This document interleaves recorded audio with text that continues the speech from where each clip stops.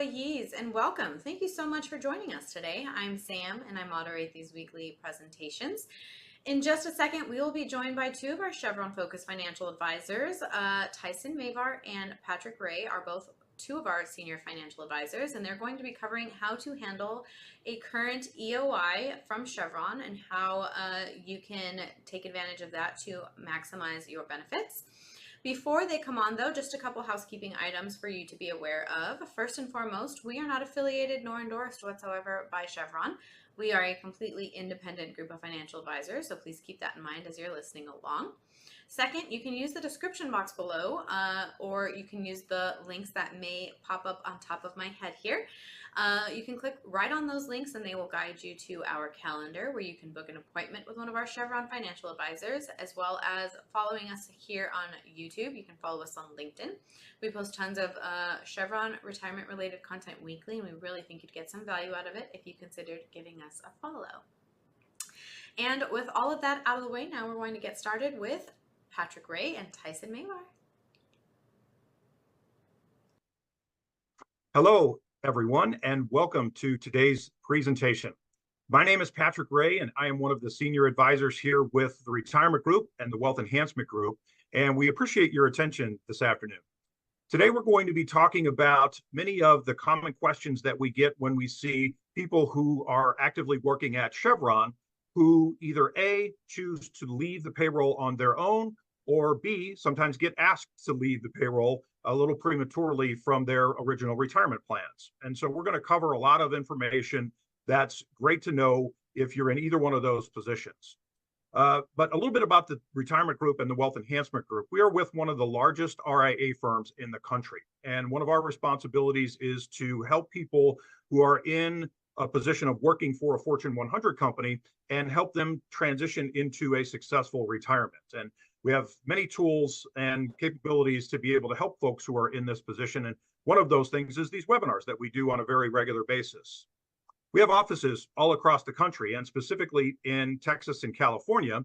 And this is a good time to let people who are with Chevron know that we're doing many workshops that are related specifically to the company. And at the end of the presentation today, we're going to give you access to a QR code where you can check out some of those presentations in case those are close to your location in the event that you would like to attend one of those on an in-person basis.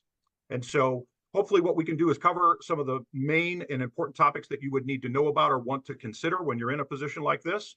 And what I'll do now is bring on my partner and one of the senior advisors here with the Retirement Group and the Wealth Enhancement Group. His name is Tyson Mavar. Tyson's going to give us our presentation today. Tyson? Thank you, Patrick.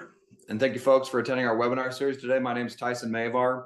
I'm one of the Chevron-focused retirement advisors for the Retirement Group and Wealth Enhancement Group. We've been getting a number of calls from clients and prospective clients in the last really 2 months in preparation for an expression of interest offer to leave the payroll. So we're expecting Chevron's global workforce to decline by 15 to 20%. At least that's what they had announced. And offers just went out last week. So we're going to talk today, as well as, like Patrick mentioned, a number of events in the upcoming future about some of the common mistakes that we've seen people make when retiring or just leaving Chevron, and some of the important tax implications related to the LTIPs, the pension interest rate issues, some of the timing issues, and some of the big issues that we work with our clients and prospective clients to avoid creating problems in their retirement plan and essentially maximize what they walk away from the company with and minimize taxes. So today we're going to talk about first the long-term incentive program, or LTIPs for short. There's several of these. We're going to talk about how they work, the vesting schedule, as well as the tax implications, because for a lot of our highly compensated Chevron clients, this can create some tax headaches.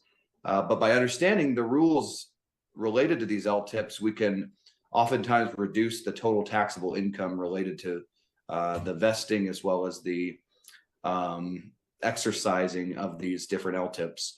So something that they have in common, normally you're going to forfeit your LTIPs that aren't vested by the 10th of February, after the year after your grant date.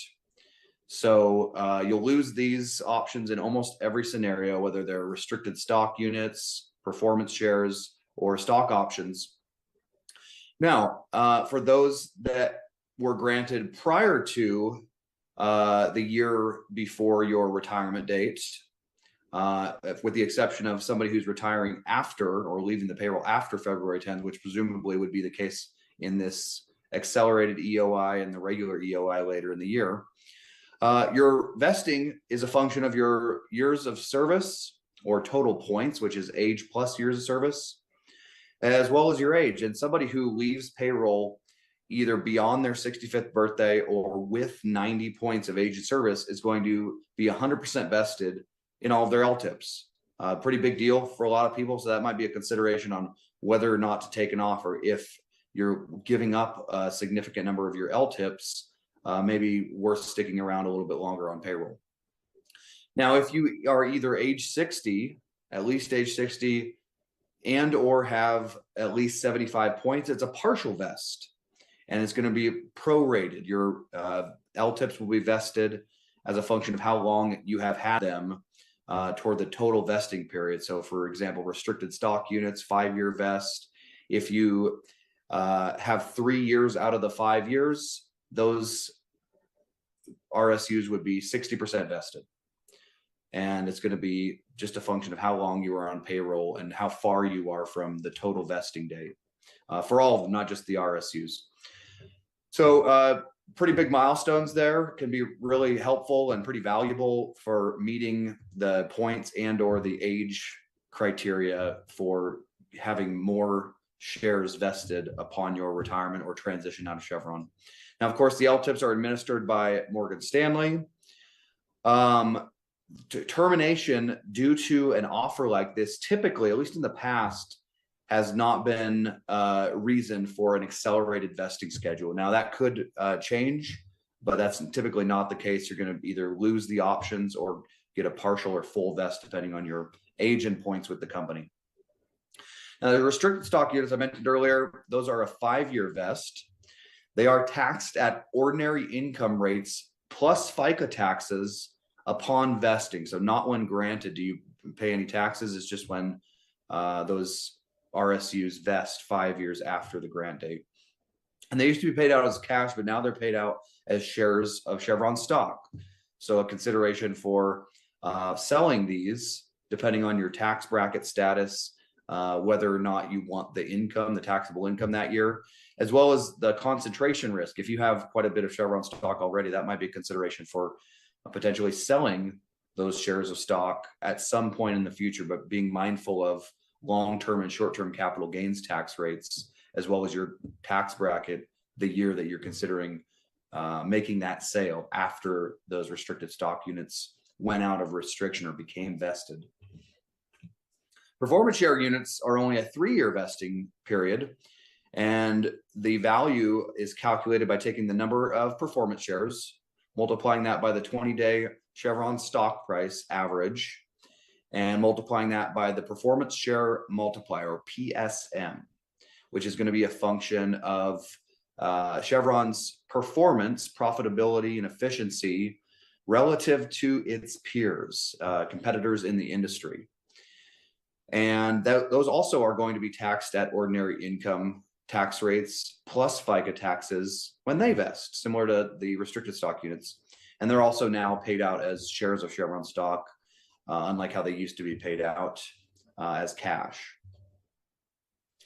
Stock options. Stock options are a bit more complicated than the other two LTIPs and have more flexibility in your decision-making process, and which is why we spend a lot of time with these, because although it is a 3-year total vest, these shares are vested 33% per year for 3 years after they are granted. And most of these shares, when we're talking about stock options, are going to be the non-qualified stock options. This is by far the most stock options that employees that we run into and clients of ours have. There's going to be 4 exercise methods, which are going to be the same-day sale, sell to cover, cash exercise, and a stock swap. And each of these have their merits and might be used depending on your total concentration of Chevron stock, your current tax bracket, whether or not you have the cash to cover. A whole host of different variables might have you choosing one exercise method versus another. Now, these are also taxed at exercise at ordinary income tax rates plus FICA taxes for the value of the stock option that's exercised. So if presumably you would be making a profit, the grant price would be lower than the exercise price or the current stock price whenever you exercise the option. If there is positive value, that's going to be taxed at ordinary income plus FICA. And if you hold on to the shares, if you don't do a cashless exercise, for example, if you hold on to the shares for a period of time, you might qualify for lower taxes, long-term capital gains tax rates. And that could be a reason for holding on to these shares for an extended period of time beyond the exercise. Now, it's also important to mention that you have 10 years to exercise these options. And if you don't exercise them by the end of the 10th year, you're going to lose the value of these options. It may also make sense to exercise these options prior to the 10-year milestone. It's going to come down to taxes. You might be nice to defer the taxes a little bit longer after these shares are fully vested in 3 years. You might find a good target price, and to maximize the value that you're able to unlock out of these stock options, you might just want to lock it in versus holding on to those stock options for the entire 10-year period. But you have to also recognize that there's a component of leverage with any stock option. For example, if we were granted stock options for Chevron with a grant price of $100 per share, and let's say those shares appreciated to $150 per share, those stock options would be worth $50, the difference between the grant price and the strike price. Now, if Chevron stock went up 10%, let's just say in the next couple of weeks, which would be $165 per share from $150 per share. Now, your stock option has gone from $50 in value to $65 in value, which is an increase of 30%. So the stock price went up 10%, your options went up 30%. Same thing on the other side. If the stock price in this example went down 10%, you lost 30% of the value of your stock option. So because of that leverage that's a little more aggressive than just owning shares outright, it needs to be considered when planning to hold on to these stock options for an extended period of time. Now, we also have something called a retirement restoration plan, which the IRS calls 415 excess. And this is going to be a portion of your pension that you are not able to roll over into a retirement account and defer taxes on. The way these work is when you qualify for the retirement restoration plan originally, you're going to make an election of how you want to receive this plan. It can be taken as a lump sum or in annual installments up to 10 years. Now, you can also change your mind on the distribution schedule before starting your retirement, before being paid on this retirement restoration plan. But if you do make that change, it's going to defer the first payment for an additional 5 years. And that might be a long time to wait for this plan. Could help you on taxes potentially. And that money will stay invested in the 10-year treasury while Chevron is waiting to pay you for it in the annual installment period, or if you did change your mind and end up deferring your payment by 5 years. So you're still earning interest on that money, but taxes are a big deal on deciding the best way to take this retirement restoration plan. And this can have this can create the problem of quite a bit of taxable income the year that you retire or the year after you retire from Chevron. And it is paid out the first quarter of at least 1 year after your retirement. So the year after your retirement, you might get your first RRP payment. If it's paid as a lump sum, that can have the impact of increasing your tax bracket and might not be advisable. But we may also have some tax strategies that we want to bring to your attention that can reduce your taxable income either at year 1 of retirement, year 2 of retirement, or throughout the first several years of your retirement if you're in a situation where you have vesting LTIPs as well as this 415 excess or the RRP coming from your Chevron pension.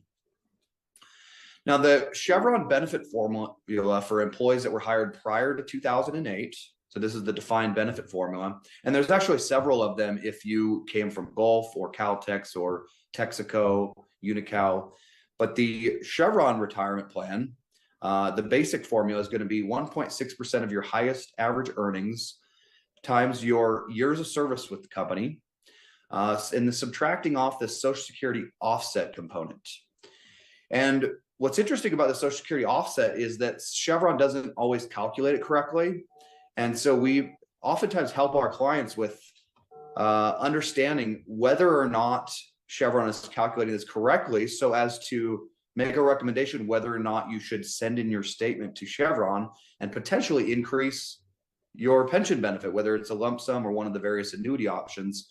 This has the potential benefit of increasing your pension payout. For example, one of my clients was able to increase his lump sum by close to $24,000 because I told him to send in his Social Security statement because we identified an error in Chevron's projection. So the Social Security offset component of your pension formula, it's going to be 1.3% of your projected age 65 primary Social Security benefit amount, or PIA, primary insurance amount, as they will call it on your pension modeling statement. And they're going to multiply that by your total years of service with a maximum offset of 45%. And if you do the math, that comes out to 33 and a third years of service. If you have more than 33 and a third years of service with Chevron, you're going to hit the maximum offset, which is 45% of your age 65 Social Security benefit. So for example, if you had more than 33 and a third years of service, and your projected age 65 benefit was, let's say it was $2,000 per month, well, then you would hit the maximum offset, which would be, in this case, be $900 per month being reduced from your annuity benefit from Chevron. And that might translate into several $100,000 in some cases reduced on the lump sum. Now, it only reduces service beyond age 65. So for example, if you retire prior to age 65, they're not going to be offsetting your pension for the years up until age 65, but it could still have a pretty large offset, and you could still potentially benefit quite a bit from turning in your statement. So let's talk about the issues there. And here's an example, additional example, somebody who's $3,000 a month with only 30 years of service. They didn't quite hit the maximum offset, but in this case, it was going to reduce their monthly annuity by $1,215 per month, which again is going to be close to a couple $100,000 on your lump sum for somebody with 30 years of service. Now, when do we turn in our statement? This is something we're happy to help you with, whether or not you're a client of ours. We hope we get an opportunity to talk to you and why we think we might be a good fit for your business. But if you are not sure whether or not to turn in your statement, call us or make sure to talk to somebody who is very familiar with this process, because it's also possible you could reduce your pension benefit if Chevron incorrectly calculated your Social Security on the high end. Then you wouldn't want to turn in your statement, of course, because it's possible they could reduce your pension benefit, lump sum and annuity. So what do? We look at your SSI PIA, your age 65 PIA, which is on your pension modeling statement. We're going to run a calculation using your Social Security statement that can be found on the Social Security Administration's website. You run a projection. We modify that to calculate the age 65 benefit, which is no longer full retirement age. Most people, it's age 67. And some people are still age 66 or age 66 and change. So a conversion needs to be done to move this back to age 65. And then we compare the two. And if your age 65 Social Security, your actual benefit is lower than what Chevron is showing on your modeling statement, that's when we have an argument to turn in the statement. And we can actually project how much we think you're going to increase your annuity by, and as a result, your lump sum as well. So let us know if you need help with that. You have to turn in your statement if you choose to by the later of your benefit commencement date or 6 months after your retirement. And we work with a number of people who defer the election of their pension, whether it's to age out of penalties or to discover a more favorable lump sum interest rate environment. And there's a number of reasons you might defer the election of your pension. Just know that you have to turn in your statement. by your benefit commencement date or 6 months after your retirement, whichever is a later date, if you choose to turn in your statement.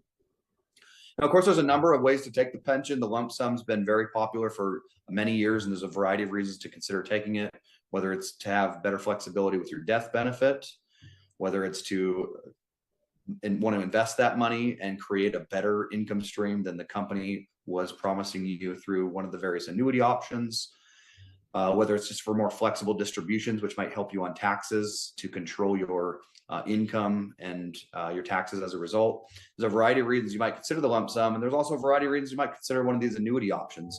Those annuity options are the single life annuity, which is the highest payout form, but with no death benefit.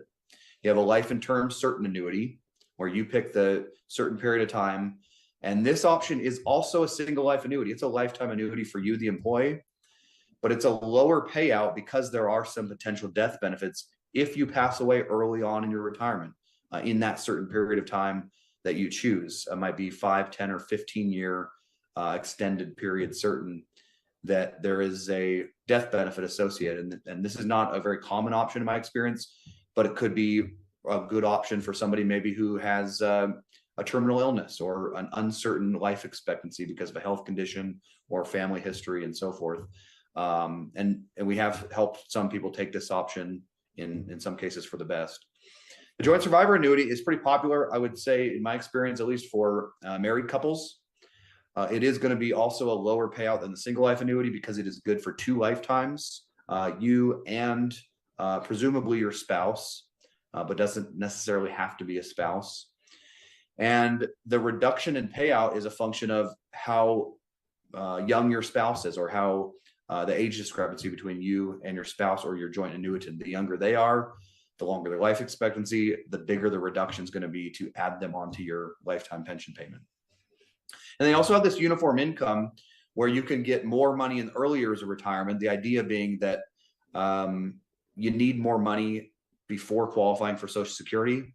So for example, you might want more income until age 62 and then not need as much income after age 62. I will say this is the least popular option in my experience because most people saved in the 401k and can use the 401k to bridge the gap, if you will, of the income that's not coming in prior to age 62 or prior to the Social Security benefit election. Lump sum, still very popular again, but it's also calculated based on changing interest rates. And we're going to go over those in just a moment. Now, I really like this slide. I'll zoom in because it goes over the payout factor depending on not only your total points, age plus service at termination, not at commencement of benefit, but at termination when you leave the company. And then on the x-axis, or excuse me, the y-axis, we have the age at annuity start date. So for example, if you left the company with at least 55 points of age and service, you'd be on the far right column. But then you could defer the election of your pension. So you might leave at age 55, but wait until age 60 to start your pension, which means you can walk away with 100% of your payout. That same person who left at 55, but took their pension right away is going to have 5 years of age penalties at 5% per year, or a 25% total discount to their pension because of these age penalties. So whether or not to actually take your pension right away is going to be a function in part of your age, in part of interest rates, because we may be in a declining interest rate environment where your pension is, at least on the lump sum side, increasing. That could be an argument to wait on the commencement of your pension. And so this is something we'll help you with if we're working together, and it becomes a monthly decision because that's how often Chevron is changing the interest rates. And I'll zoom on this slide too, because I think it's good to pay close attention to these. Whether or not you're retiring or leaving Chevron this year, it's important to keep up with these rates because they can create some good catalysts for retirement. Rates have increased in the last several years. There were some really low interest rates in 2020, 2021, the last offer many of you might remember, last EOI, very favorable lump sum interest rates. Interest rates have come up, and they did tick up just this last month in January of 2024. You can see the second segment rate, which is the interest rate we pay the most attention to, as it carries by far the most weight in the lump sum calculation. That interest rate is up it looks like 27 basis points, 0.27% since December, which is a pretty big jump from month to month. Now, the reason we have 3 months highlighted here is because Chevron actually uses the 3rd, 4th, and 5th month prior to your benefit commencement month to calculate your lump sum. So for example, right now we know what the April blended rates are, which is an average of these 3 rates for November, December, and January.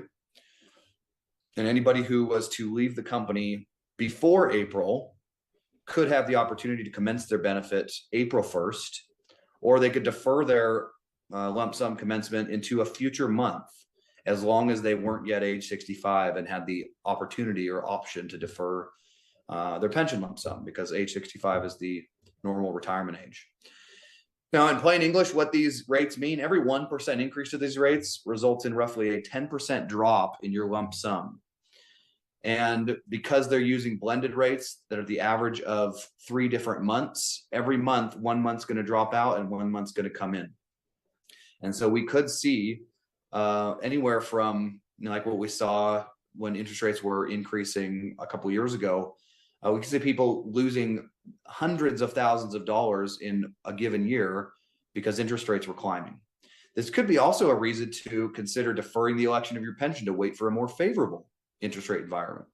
But you're still exposed to the risk of interest rates going up on you if you wait to take your lump sum. Fortunately, because of that 3-month look back, we have a bit of a crystal ball, so we can see what direction interest rates are going and can make good timing decisions on when to take our pension as a result of this quote unquote crystal ball, or this ability to look into the future of what interest rates are doing and electing our lump sum accordingly.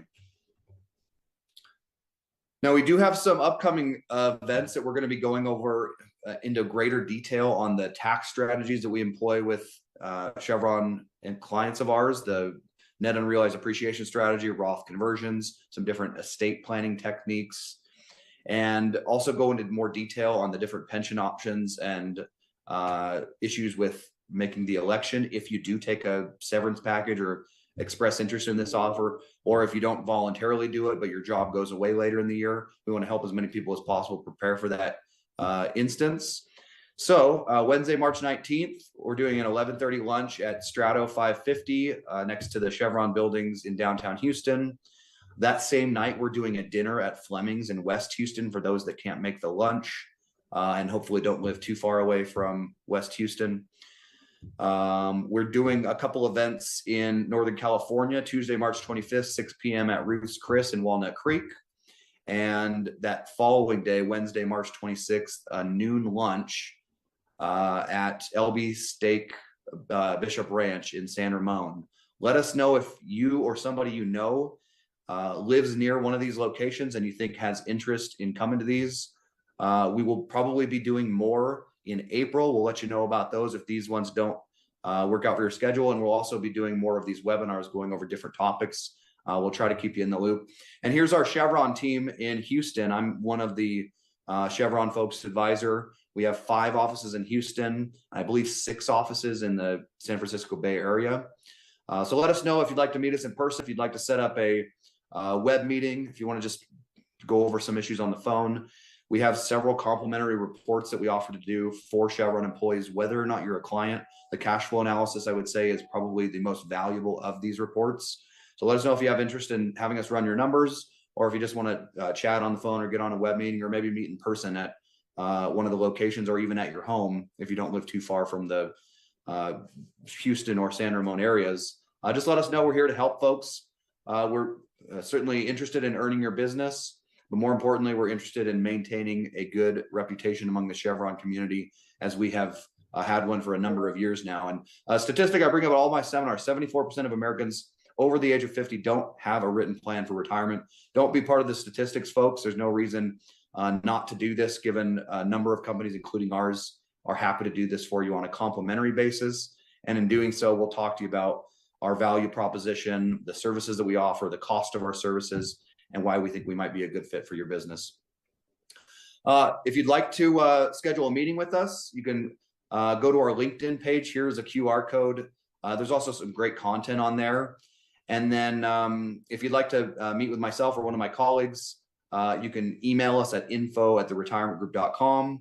You could call us at 800-900-5867, or you can take a picture of this QR code. It'll get you onto the calendar, and one of us will follow up with you to hopefully help you out in whatever way that we can. And the best way, I believe, to do that is have us run a cash flow analysis, and we'll give you the best advice that we have on whether or not you need to work after you leave Chevron, what type of investments you ought to be considering after you leave the company, the tax and distribution strategy that's going to allow your money to last as long as possible, and some of the other Chevron specific strategies that we've worked for a number of years with people in a very similar situation as yourself.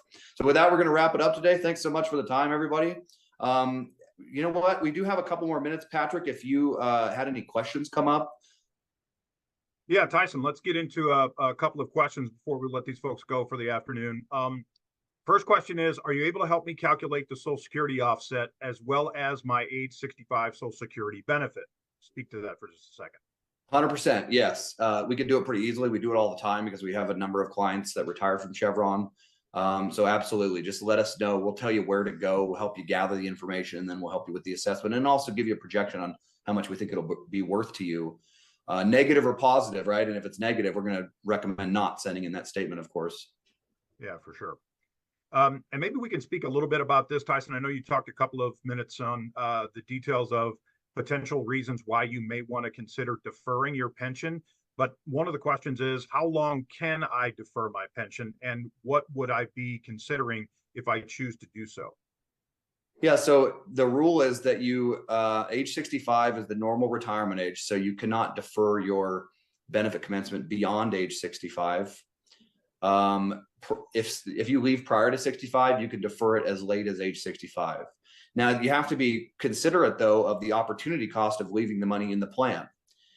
And so, for example, if you're planning to take the lump sum, what rate of interest do you believe you could earn on that money? And that's the cost of leaving it in the plan. So if interest rates are flat and you're gaining 5% because you're aging out of the penalties, but you believe you could easily beat 5% per year on average in an investment account like an IRA, then you might consider taking your pension out even before those age penalties have been satisfied. And then, of course, the interest rates we talked about, if interest rates are increasing, your lump sum is going to be losing value. So you probably want to get it out pretty quick, not only to reinvest it, but avoid losses associated with interest rate hikes.